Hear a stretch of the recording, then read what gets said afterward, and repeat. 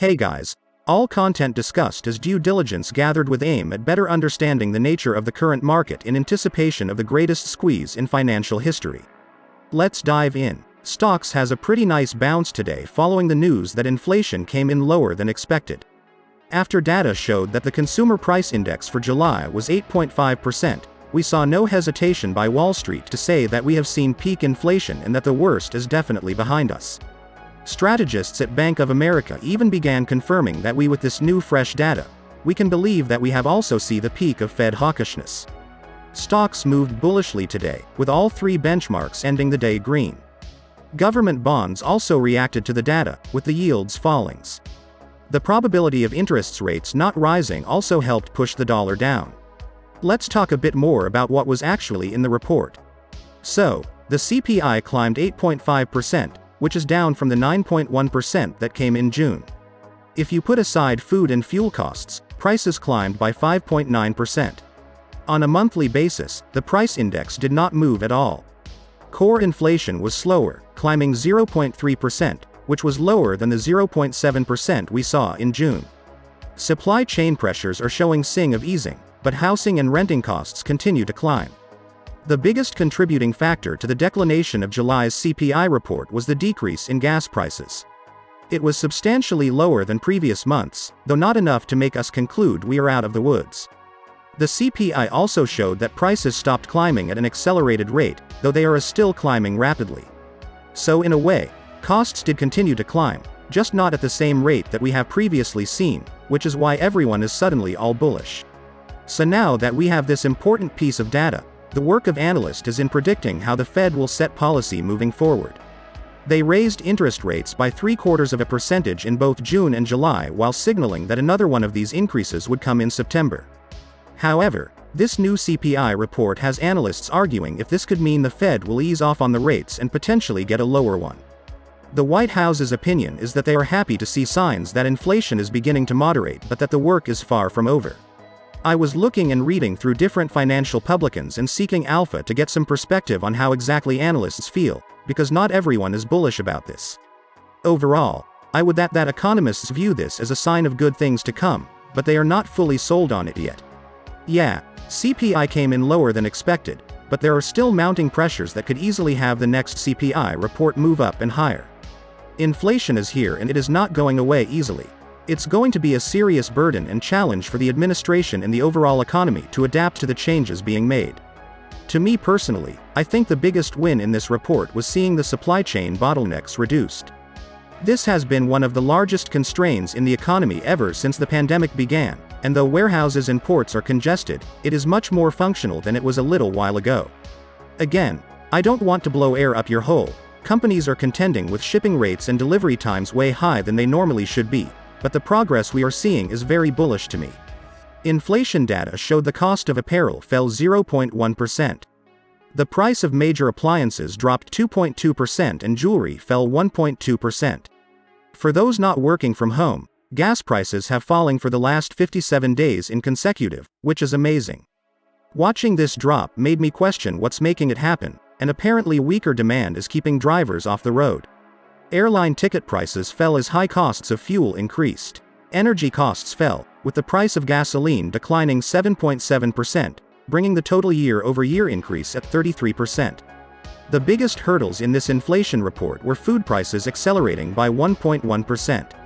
The price of coffee grew by 3.5% and cereal and bakery goods grew by 1.8%. On an annual basis, the food index rose 10.9%. The Department of Agriculture has forecast food price inflation will be higher for this year, so this came as no surprise. The biggest problem and most worrying data report came from rent, which continued its increase by 0.7%. Over the past year, it has been up 6.3%. Wall Street's greed is in my opinion one of the biggest factors responsible for the lack of progress in this part of the economy. So that was the report and reaction by analysts. Funny. These Wall Street stooges came in talking big about a potential economic turnaround, yet big companies like Google and Facebook are talking about layoffs.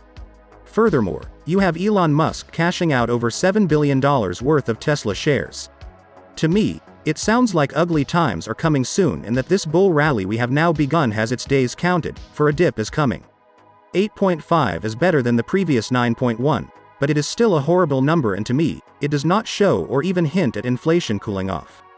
As I have said, the CPI might be the Fed's favorite statistic, but it is not mine or many others. We understand the Fed likes it because it is the one that makes the look the best, but looking at other stats makes us less prone to view this as a sign of progress. I remain bearish. I think we are due many rallies with huge declines in between. A bear market always has more bullish rallies than not, and I think this observation will be true in this current situation. Even the inflow we saw in the markets today was exceptionally dry, showing that almost nobody was coming in to buy. No news came from AMC nor GameStop today. Dark pool trades for AMC accounted for 60% of the total volume today, while dark pool trades for GameStop account for 55% of the total volume. And now, I want to talk about everyone's favorite authoritarian regime, China.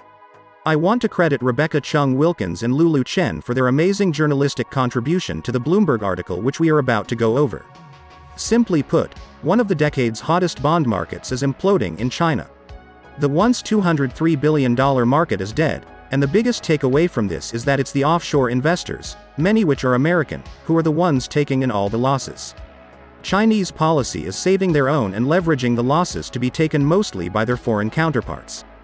But let's start at the beginning with some simple explanation. Chinese property junk debt has been very profitable and popular for the past decade. Since the first bond emerged in 1997, we have seen institutions like Goldman Sachs and Credit Suisse bringing in billions in international money, and it made total sense. Defaults were very rare and return on investment was incredibly high. We even saw major pension funds and insurers buy into these. But politics and time have changed, and the Chinese government has come raising fury in the indebted real estate sector. Last year, I made countless videos talking about Evergrande, which defaulted in December. Remember when I told you guys that Evergrande was just the first big domino to fall, and that many others would begin to crumble and fall too? Remember when I told you China was not going to stop, as their policy is to quite effectively destroy what once was to begin laying the foundation of a brand new empire built on the ashes of the old? Well, time has passed and proven us right, because defaults are not slowing down, not even close.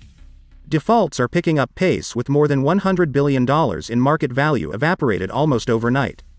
The situation is so drastic, so volumetrically titanic that Hong Kong bankers have no deals to arrange anymore.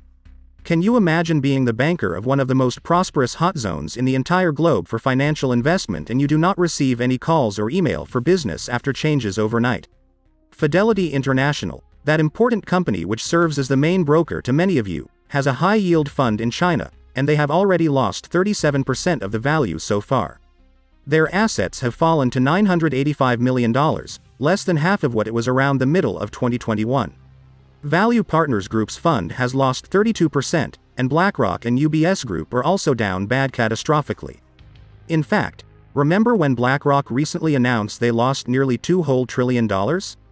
Guess where a big portion of that loss was derived from? Late last year, there were doubts about Evergrande and China, but doubt has quickly evolved into full fear. Panic has beset the clean air of Wall Street, but you do not see it because they are playing the good game of pretentiousness. I don't know why Will Smith is winning Oscars when the real actors right now are all bunched up in front of screens overnight hopelessly wondering what to do. Do you think I'm being hyperbolic in this statement? Don't take it from me.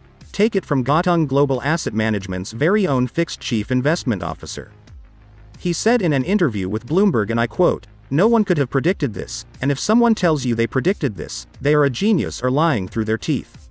Guys, let me stress to you again, the whole collective of these international firms, many which are Americans, are down trillions and trillions and trillions of dollars overnight. The money gone, boom, just like the buy button was gone in January last year. You think you are stressed when GME or AMC lose 5%, imagine theirs right now watching their investments fall. And things are getting worse, much worse than they thought. They apparently thought that others wouldn't find out too quick, but the word is out on Wall Street and has quickly spread. Clients are rushing in to pull what's left of their cash after such steep losses. Guys, BFAM's assets have literally shrunken to only 1/3 of what it was last year due to the losses in investment in China's combined with the panic clients pulling out. The confidence has collapsed, there is no amount of action that can be taken to offset that lost, and as we have said, the biggest determining factor of any asset or commodity or service is the psychological expectation of what it may perform. Once you are set on believing things will get bad, there's little you can do. The problem for this loss of confidence is that in China, there is a lot of hidden debt, backroom deals and poor governance. Investors still in them remain vulnerable to further lapses as well. While Evergrande serves as the first one to fall, just like we said, it would not stop there. Contagion is a real thing and market watchers are all biting their nails. These significant changes are hard to model in any type of mathematical algorithm, so it's impossible to sort of predict how big the fallout could be. Things will be back to normal, but they will be significantly different in the future. China served as one of the biggest investment opportunities for years for the entire world, but that is no more. It is now seemingly becoming a lesson of what once was and what it will never be again. What could be the result of all of this? It's hard to tell, but there is a real risk that Chinese economy could implode, and if it does, it will have bad effects on the rest of the world because, as you know now, the entire rest of the world is invested in China. China has become like the heart of the world in terms of business and production and outsourcing and politics, and this is due in great part due to the leverage they have enjoyed after the world gave them their money. It's panic time in Wall Street, but panic is not the screaming type, not yet. That is yet to come, and it will get here if things continue to fall the way they are in China. For now, we are just pretending to smile with a weak pulse in our necks. Again, big shout out to Bloomberg for all the interviews they did. A lot of what I shared is due to the first-hand impressions and experiences many of these financial investors and analysts have had in the past couple months. Thank you all for making it to the end of the video. Thank me not by liking the video, though that would be great. Instead, thank me by letting me know if you enjoy this type of DD. We talk GameStop and AMC all the time, but news are limited and there is much more interesting stuff happening in the world right now that will affect our prices directly and indirectly, so I like covering that too. Let me know if you like my way of covering things and what other type of content you would like to see.